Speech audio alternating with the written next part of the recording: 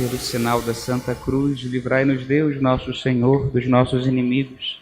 Em nome do Pai, do Filho e do Espírito Santo. Amém. Último dia da novena. Amanhã é um grande dia. Amanhã é um grande dia. Nossos corações aguardam ansiosos esse dia que o Senhor fez para nós. Começamos, 9 dias, parece que foi ontem, a nossa novena contemplando a primeira cena que os evangelhos nos apresentam acerca de Nossa Mãe Santíssima, a cena da Anunciação. Hoje terminaremos nossa novena contemplando a última das cenas que as Escrituras nos apresentam da vida mortal de Nossa Senhora. Não aparece nos evangelhos, senão nos Atos dos Apóstolos. Nosso Senhor já tinha subido aos céus. E os apóstolos levaram a sério aquela palavra que o Senhor disse no alto da cruz para o seu discípulo amado: Filho, eis aí a tua mãe. Não era uma palavra dirigida apenas a São João, apóstolo. Era uma palavra dirigida a todos os discípulos, inclusive aqueles que apareceriam ao longo dos séculos. Nós não ficamos órfãos. O Senhor nos deu uma mãe.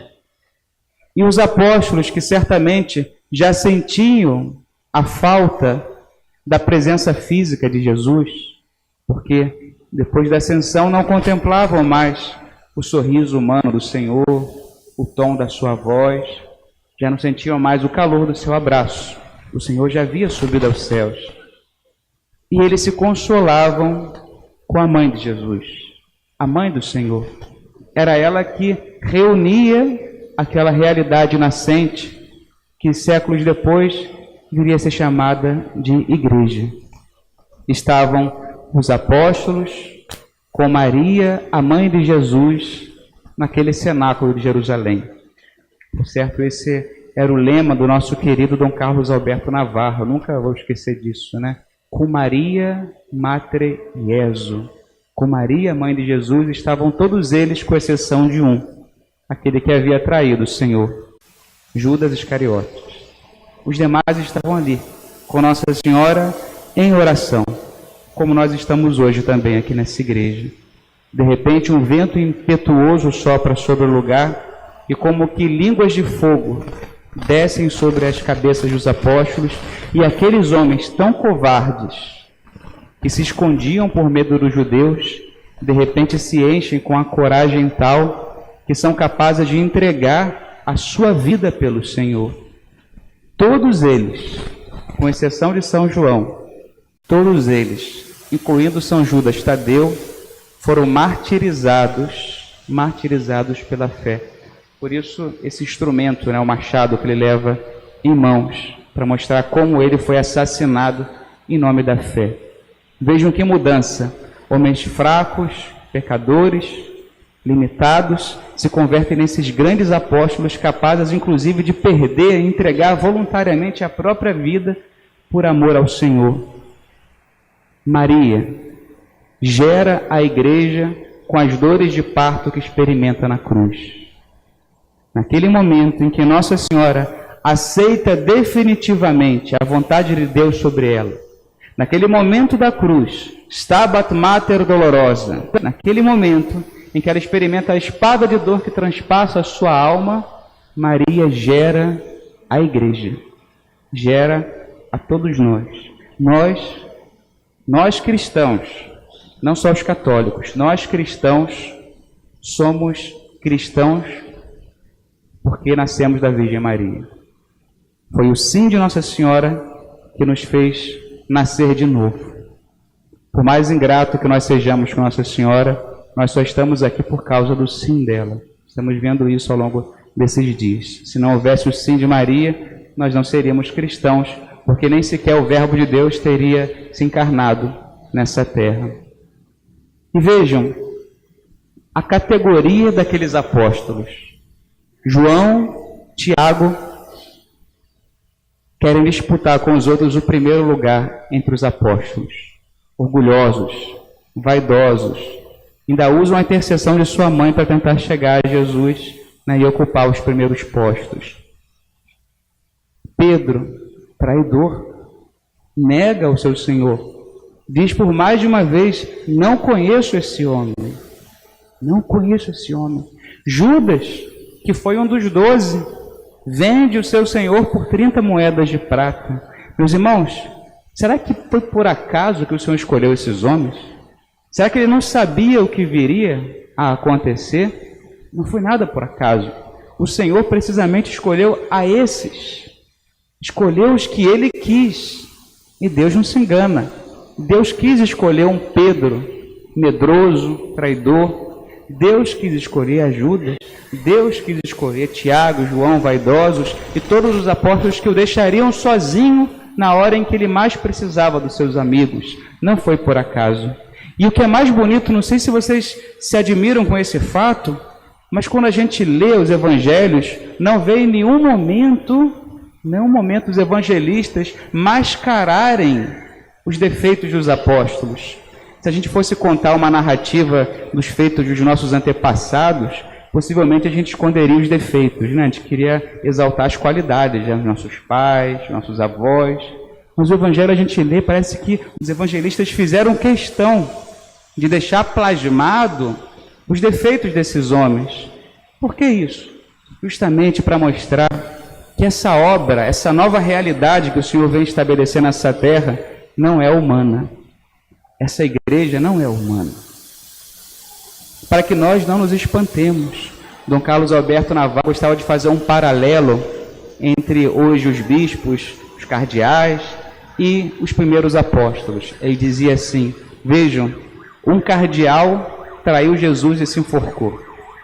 Um papa disse que não conhecia Jesus. Para que a gente não se espante quando perceber a miséria desses homens na igreja. A igreja já nasceu assim. E isso não diminui nada a sua beleza, o seu esplendor.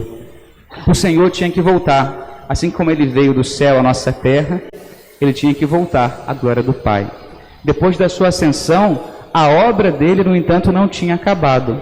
Era necessário que esses homens escolhidos continuassem a sua missão no mundo. E essa é a razão de ser da igreja. Deus escolhe esse punhado de homens fracos, limitados, cheios de defeito, para que perpetuem ao longo de todos os séculos e em todos os lugares a sua ação redentora nesse mundo. Por que existe a igreja? Porque Deus, que voltou ao céu, quis que esses homens limitados, fracos, perpetuassem a sua missão nessa terra, até a sua volta gloriosa. E assim Deus estabelece essa nova realidade, feita por homens miseráveis, justamente para mostrar que é a obra dele. Deus escolheu aquilo que é tido por nada nesse mundo, para mostrar na impotência humana que essa igreja é do Senhor. Não tenhamos dúvida. Certa vez, Napoleão Bonaparte conversava com um cardeal da igreja, se chamava Ercole Consalvi. Era na pleno apogeu do Império Napoleônico, Napoleão conquistando vários países da Europa, e começa a conversar com esse cardeal sobre o seu desejo de destruir a igreja. Eu vou destruir a vossa igreja. E o cardeal diz a Napoleão: não, imperador, o senhor não vai destruir a nossa igreja. E Napoleão, com seus grandiosos 1,50 m, repetiu ele: sim, eu vou destruir a sua igreja. E o cardeal novamente: não, imperador, o senhor não vai destruir a nossa igreja. Nós estamos há 1.800 anos tentando destruir a igreja e não conseguimos ainda. Ou seja, com homens tão ruins dentro dessa igreja, e ela permanecer de pé, não pode ser humana. Quantos impérios surgiram ao longo desses séculos? Onde está o fabuloso Império Romano? Só estão as suas ruínas. Quem vai em Roma encontra o que sobrou do esplendor do Império Romano: ruínas. Aquele fórum romano que parece um local abandonado, só não está abandonado porque há um afluxo muito grande de turistas. Mas o que nós encontramos ali é pedra do que era o fabuloso Império Romano. Os impérios bárbaros, todos os que surgiram século V, os posteriores, inclusive o napoleônico. Onde estão esses impérios? Todos caíram, e a igreja permanecendo firme ao longo dos séculos. Isso é extraordinário. Meus irmãos, algumas pessoas dizem assim: eu sou católico apesar da igreja. Eu digo, eu sou católico por causa da igreja, porque para mim, pessoalmente, o que mais fortalece a minha fé é ver tanta coisa ruim entre nós e, no entanto, ver essa igreja permanecer de pé. Se ela fosse sobre-humana, já teria acabado há muito tempo, como tantas realidades já acabaram. O cardeal Henry Newman, que era anglicano, famoso orador da Universidade de Oxford, se converte ao catolicismo quando ele começa a estudar a história da igreja, justamente por essa reflexão. Com tanta gente ruim, essa igreja não ter acabado, é porque isso aqui é de Deus. Ele se converte, se torna o grande beato Newman, não é verdade? Um grande santo da nossa igreja católica. E assim tantos outros que surgiram ao longo dos séculos. Como é bom estarmos aqui. Vemos que nós estamos numa igreja que não foi fundada ontem, não foi fundada por homens. Nós temos uma sucessão apostólica. No credo nós rezamos, creio na igreja una, santa, católica e apostólica. Ou seja, hoje se nós perguntarmos ao nosso arcebispo, Dom José Francisco, quem foi o bispo que te ordenou? Ele vai dizer, que me ordenou foi o bispo fulano de tal. E se nós perguntássemos a esse bispo que o ordenou, quem foi o bispo que o ordenou? Ele responderia, fulano de tal. E se a gente fosse a esse e perguntasse, quem foi o bispo que ordenou a esse que ordenou, o que ordenou Dom José Francisco, bispo? E assim iríamos, Quem ordenou esse, que ordenou esse, que ordenou aquilo? Se a gente for fazer uma pesquisa, que seria uma obra assim, hercúlea, nós chegaríamos a um dos apóstolos. Quem sabe até se essa linha chega a São Judas Tadeu, imagina só, uma coisa quase impossível de fazer, uma pesquisa histórica tremenda. Mas encontraríamos um dos apóstolos, porque essa igreja não caiu do nada. Não foi alguém que surgiu de repente e falou, vou fundar uma igreja. Isso é maravilhoso. Nós não somos órfãos, nós temos uma família que nos acolhe, uma família que nos cuida. Que bom ser católico. Santa Teresa de Jesus termina a sua vida nessa terra agradecendo ao Senhor com essa oração. Morro, filha da igreja. Meus irmãos, aconteça o que nos acontecer nessa terra, que a gente possa terminar os nossos dias aqui dizendo isso. Morro, filho da igreja. Cuidado, protegido. Essa igreja que é minha mãe, apesar dos pesares. Por que a igreja não é melhor? Por que a igreja não é melhor? Porque eu estou nela, porque você está nela. E nós temos joio e trigo. Nós ainda não somos santos. Somos nós que desfiguramos a imagem da igreja. Nós precisamos mudar o nosso discurso, nós católicos, e não ficar dizendo, mas a igreja precisa rever isso, mas a igreja aquilo. Peraí, mas que igreja? Nós somos a igreja. A igreja não é uma realidade exterior a mim, A igreja tem que ver isso, a igreja tem que ver aquilo, como se nós víssemos a igreja como uma realidade alheia à minha pessoa. Não, eu sou a igreja é minha família também. Se eu quero mudá-la, quem tem que começar a mudar sou eu. A igreja não são os padres, os bispos, a hierarquia. A igreja somos todos nós, e na igreja todo mundo é responsável pela sua missão. Pela missão de continuar a obra do Senhor nessa terra. Fogo eu vim trazer à terra, e o que eu desejo senão que esse fogo arda. A missão do Senhor não acabou. 2000 anos se passaram, e ainda são muitas almas nesse mundo que desconhecem o amor de Deus, que desconhecem o quanto elas valem. E a missão de levar esse fogo do amor divino a cada coração é uma missão nossa, pessoal, e nós precisamos assumi-la. Muitas pessoas se perdem pelas nossas omissões. Eu gosto de contar, certamente muitos aqui já ouviram, aquela história que se conta acerca da ascensão de Nosso Senhor aos céus. É uma lenda piedosa, mas muito teológica. Diz assim, no dia da ascensão aos céus, estavam os apóstolos reunidos junto com Nossa Senhora, e o Senhor estava sendo elevado aos céus, e aí na presença dele estavam os anjos que iam cantando, acolhendo Jesus glorioso no céu. E num determinado momento da viagem, já estavam assim no alto, eles olham para baixo, os anjos, né? E Jesus olham para baixo e veem a terra imersa numa grande escuridão. E justamente logo ali no ponto de onde eles decolaram, onde eles subiram, haviam pontinhos luminosos, como pequenas velas acesas. E São Gabriel, o mesmo da Anunciação, pergunta ao Senhor: Mestre, o que são esses pontos luminosos no meio da escuridão? E Jesus diz: esses pontos são os meus apóstolos, a minha mãe, né, e os meus discípulos. Eles agora precisam iluminar a grande escuridão da terra com a luz que eu dei para eles. E continuam subindo. De repente, São Gabriel volta ao Senhor novamente e pergunta: Senhor, e se eles falharem? E Jesus disse: se eles falharem, eu não tenho outro plano. Se eles falharem, eu não tenho outro plano. Essa missão que Ele confiou é nossa. E se nós falharmos, Deus não tem outro plano. Meus irmãos, como nós dizíamos, nós não estamos nesse mundo por acidente. O Senhor nos colocou aqui por amor e nos confiou uma missão. Uma missão que nós não podemos transferir a outra pessoa.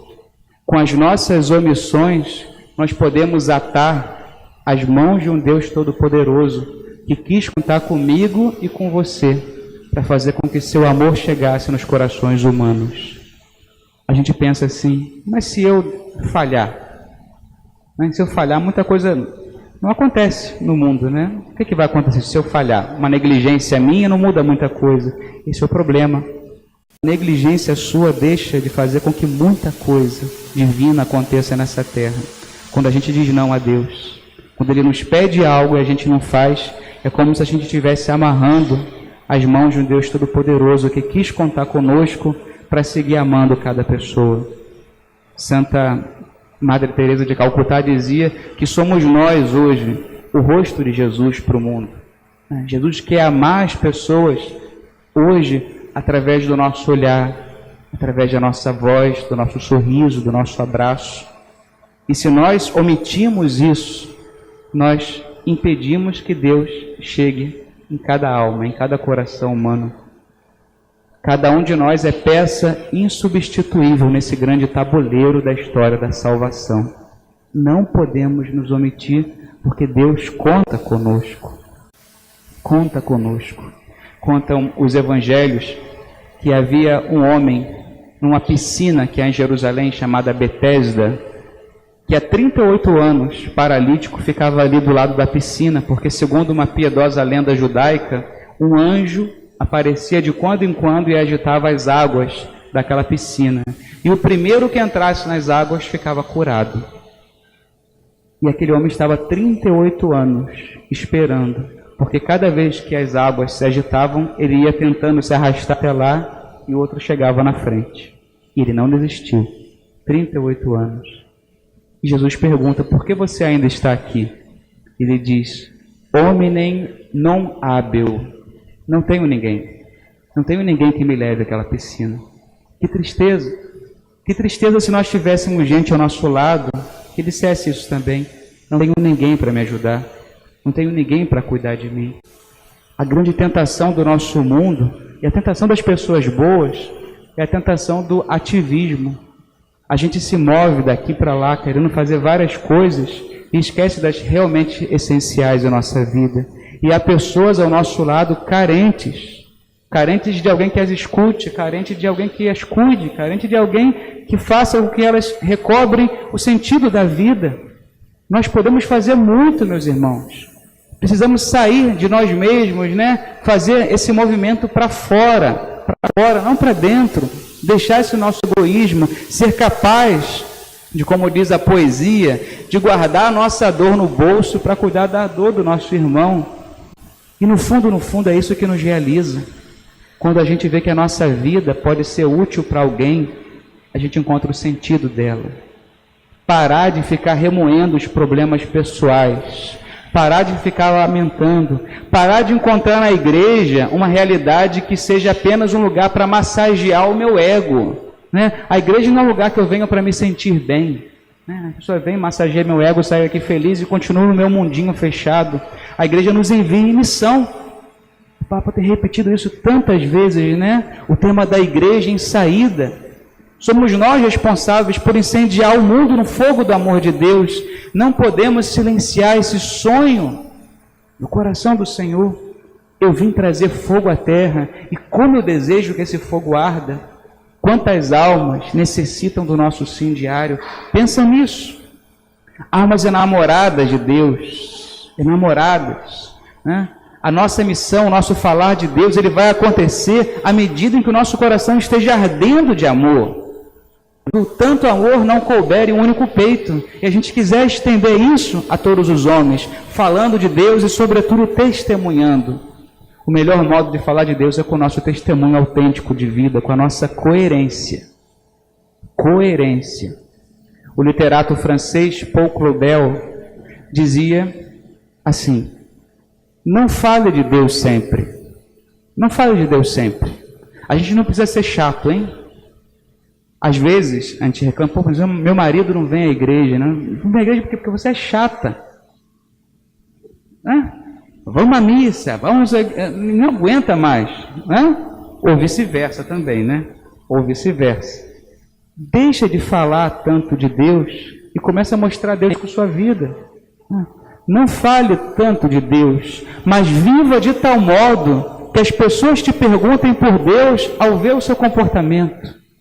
Esse é o melhor testemunho que nós podemos dar. Ei, por que você está sempre feliz? Por que você está sempre otimista, com tantos motivos para reclamar da vida? Por que é tão bom estar do seu lado? As pessoas vão descobrir algo diferente na gente. Esse algo diferente é a presença de Deus.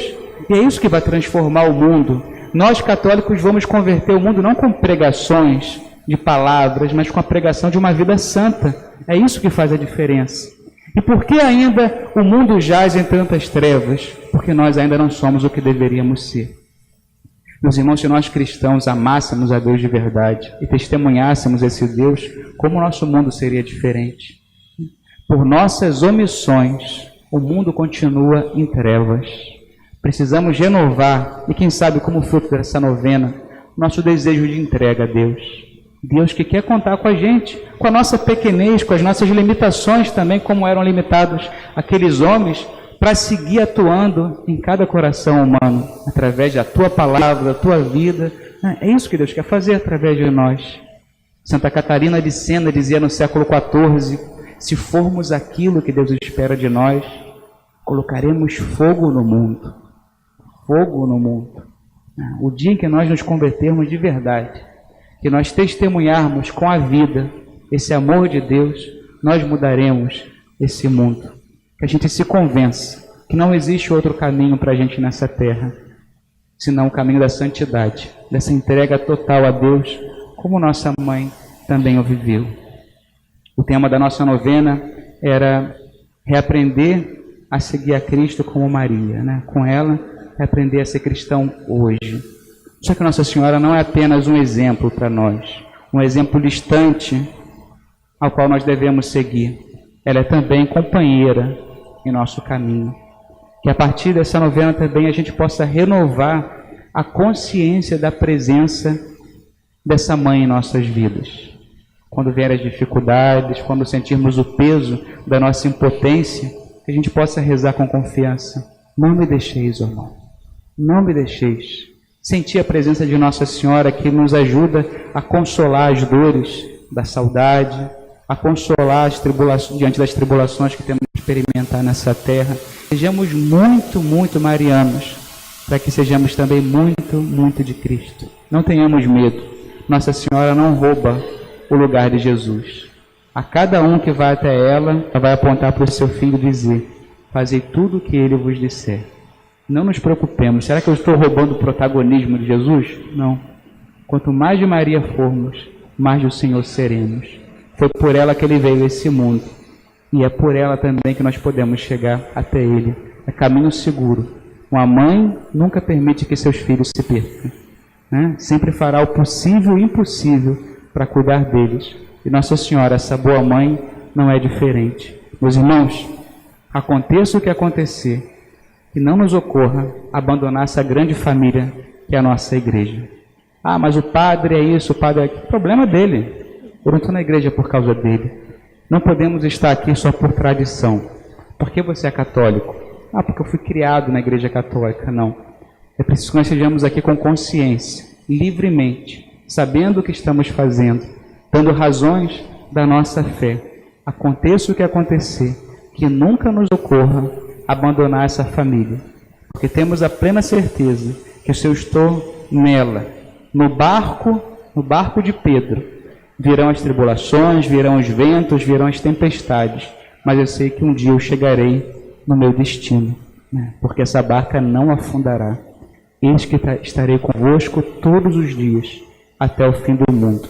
É a nossa única certeza. No mundo tão incerto, no mundo de tanta desesperança, o que nos garante a esperança e esse otimismo sobrenatural é a nossa pertença a essa igreja.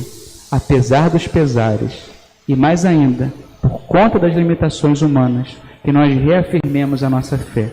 Nós não estamos aqui por causa do Papa, dos bispos, dos padres. Mais ainda, se dependesse de nós, muitos já teriam abandonado, como infelizmente já fizeram. Na verdade, nós estamos aqui porque acreditamos firmemente que essa realidade é divina e temos a certeza plena que aconteça o que acontecer, se eu estou nessa barca, não perecerei. Que Nossa Senhora nos ajude a terminarmos a nossa jornada nessa terra, essa noite ruim, numa pousada ruim, como definia Santa Teresa a vida nesse mundo. É uma noite ruim numa pousada ruim. Que a gente termine essa jornada dizendo essas palavras de Santa Teresa: morro filho, morro filha da igreja. Louvado seja nosso Senhor Jesus Cristo.